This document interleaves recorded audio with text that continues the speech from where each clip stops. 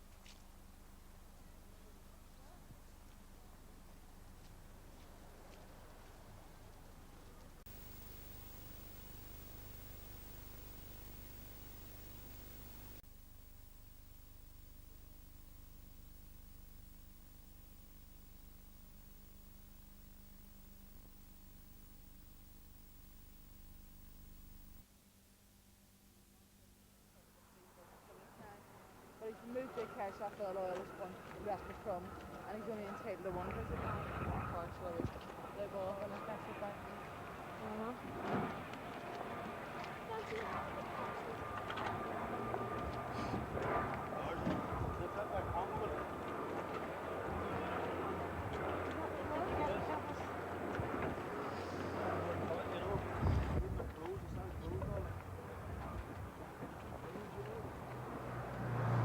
Oh, it's freezing.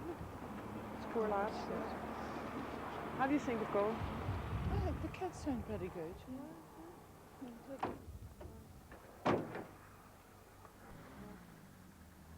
So that bus leaves there every day now? Yeah, every day at 1 o'clock.